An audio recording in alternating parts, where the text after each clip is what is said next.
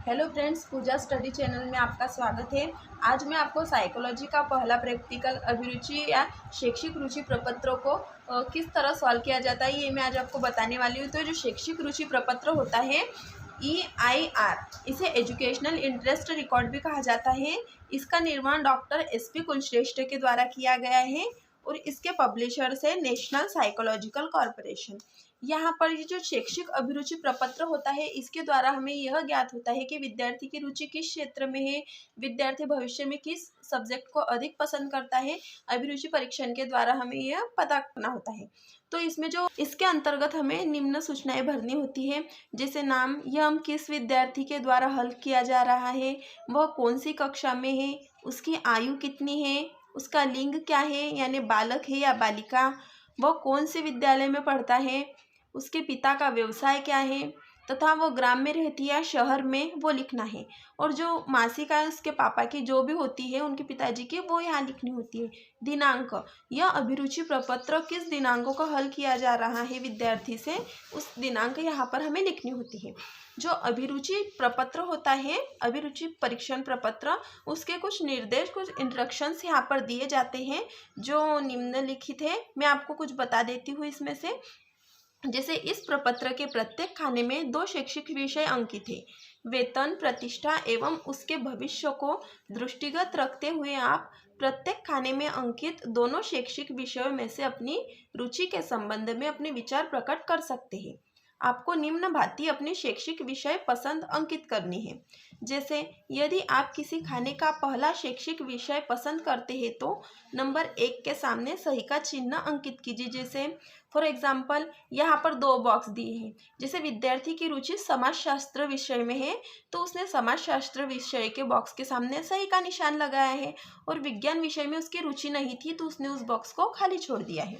फिर second number, यदि आप खाने का दूसरा शैक्षिक विषय पसंद करते हैं तो नंबर 2 के सामने सही का चिन्ह अंकित कीजिए। जैसे कला और कृषि, तो दोनों विषयों में विद्यार्थी की रुचि कला क्षेत्र में थी तो उसने कला के सामने सही का निशान लगाया है।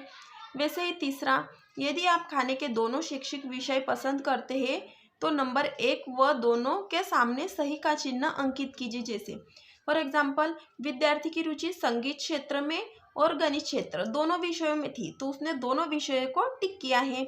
वैसे ही चौथा, यदि आप खाने के दोनों शैक्षिक विषय नापसंद करते हैं तो नंबर 1 व 2 दोनों के सामने गुणित का चिन्ह अंकित कीजिए। जैसे अभी विद्यार्थी की रुचि अर्थशास्त्र विषय और भूगोल विषय दोनों में से किसी भी विषय में नहीं थी उसकी रुचि, तो उसने दोनों पर क्रॉस का निशान लगाए हैं।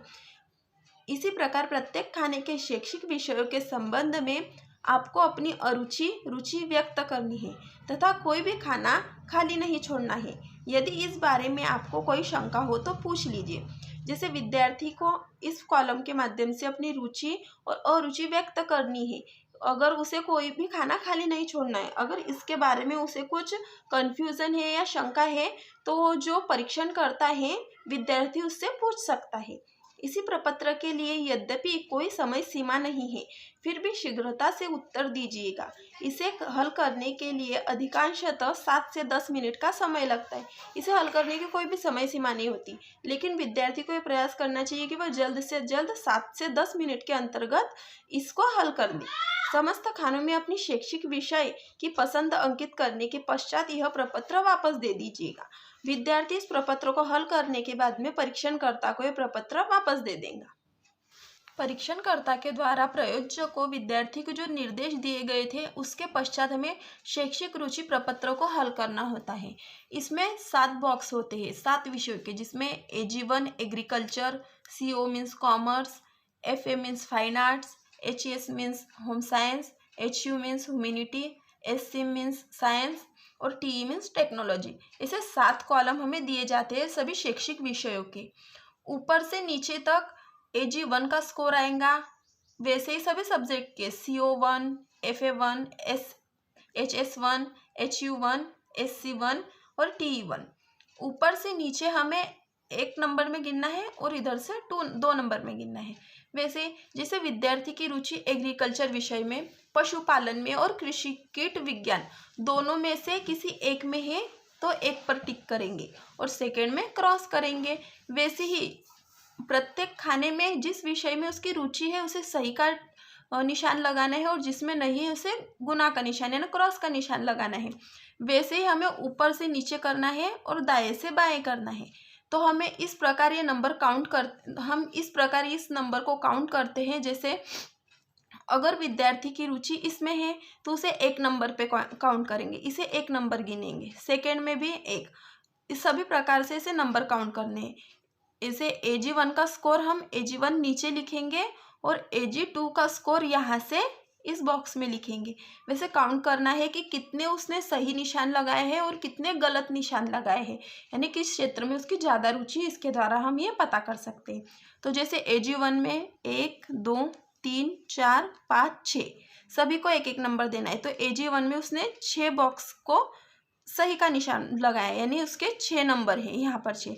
और इसी तरह से AG2 में यहाँ से हमें देखना है उसके कितने नंबर पे उसने कितने बॉक्स में सही का निशान लगाया। तो जैसे 1 और 2, यहाँ 2 लिखना है।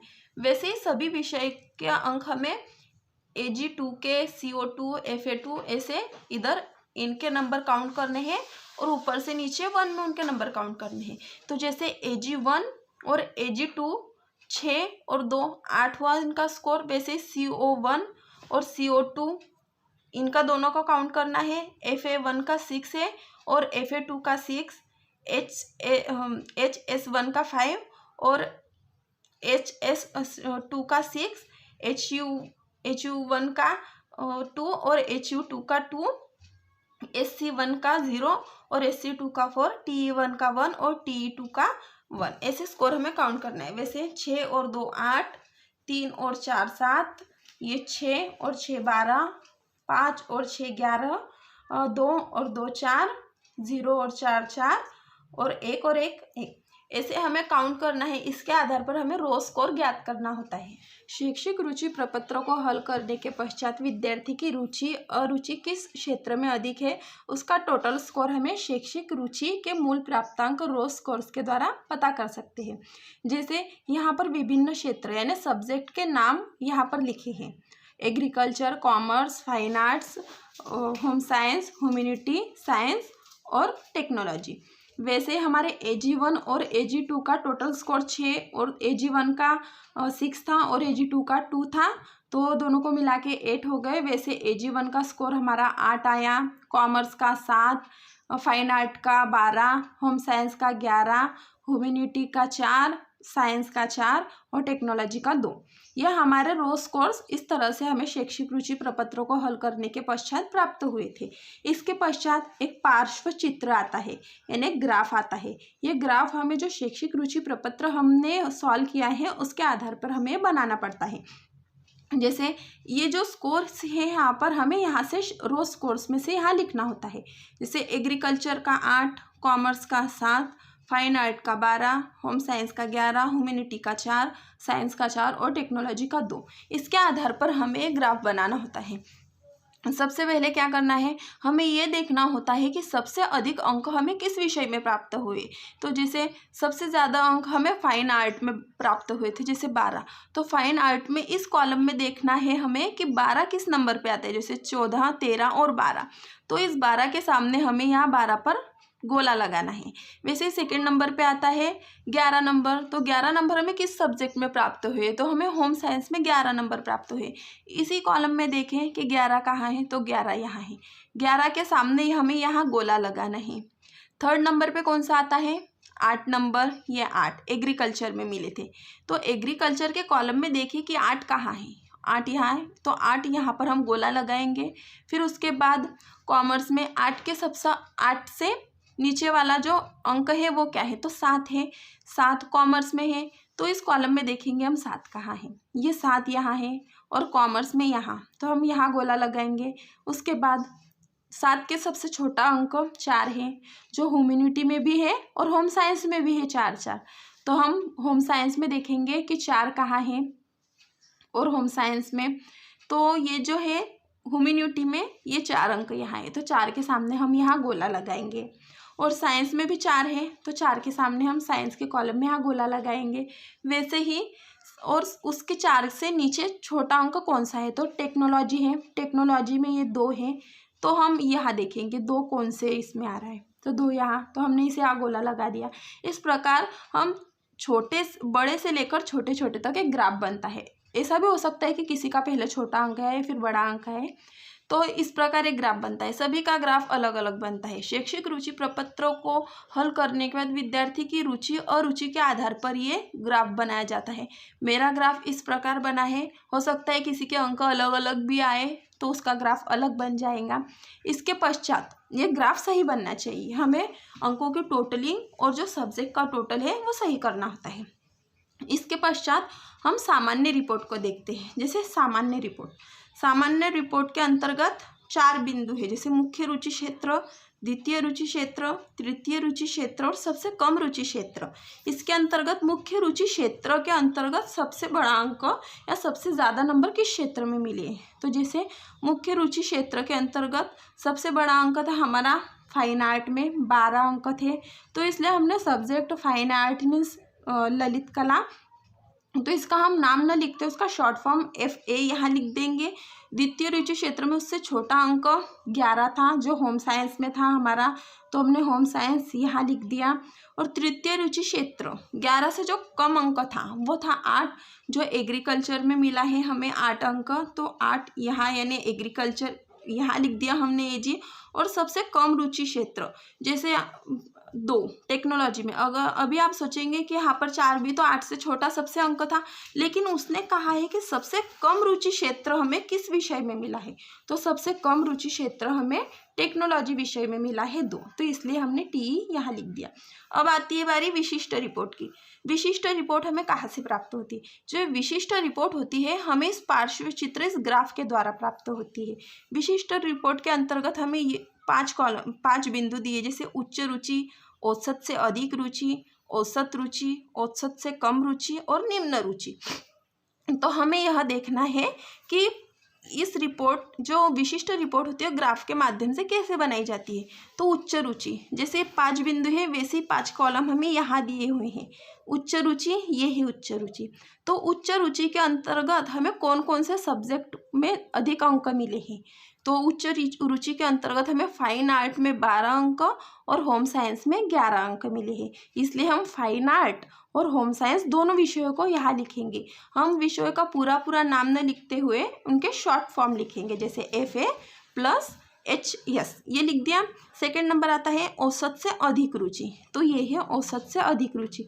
अभी औसत से अधिक रुचि के अंतर्गत कौन कौन से विषय को दर्शाया गया है, तो इसमें एग्रीकल्चर और कॉमर्स 2 विषयों को दर्शाया गया, इसलिए हम दोनों विषय के नाम लिखेंगे यहाँ पे AG + CO, तो ये यहाँ लिख दिया हमने। थर्ड कॉलम आता है औसत रुचि। औसत रुचि के अंतर्गत कौन से विषय में हमें कितने नंबर मिले हैं, तो यहाँ पर ह्यूमैनिटी और साइंस ये हमने यहाँ लिखे औसत रुचि। अभी औसत से कम रुचि, सबसे कम यानी निम्न औसत से कम रुचि हमें कितने नंबर मिले, जैसे 2 नंबर मिले। अभी वो कौन से विषय में, तो टेक्नोलॉजी विषय में TE लिखे हैं। और निम्न रुचि, ये निम्न रुचि का कॉलम है। अभी तो हमें 2 से कम नंबर किसी विषय में मिले ही नहीं है, तो उस विषय को हम खाली छोड़ देंगे। तो फ्रेंड्स, इस प्रकार हमें अभिरुचि परीक्षण के द्वारा यह पता चल गया है कि विद्यार्थी की रुचि किस विषय में है, वो किस विषय का छात्रा था और भविष्य में उसकी रुचि किस विषय में होने वाली है, इस अभिरुचि परीक्षण के द्वारा हमें पता चल जाता है। तो फ्रेंड्स, अगर आपको हमारा YouTube चैनल पसंद आया होगा तो प्लीज़ हमारे चैनल को लाइक, शेयर एंड सब्सक्राइब ज़रूर कीजिए और प्लीज़ बेल आइकन को दबाना ना भूलें, ताकि हम ऐसे ही आपके लिए वीडियो लेकर आते रहेंगे जिसकी नोटिफिकेशन आपको जल्द से जल्द मिल जाए। Thank you.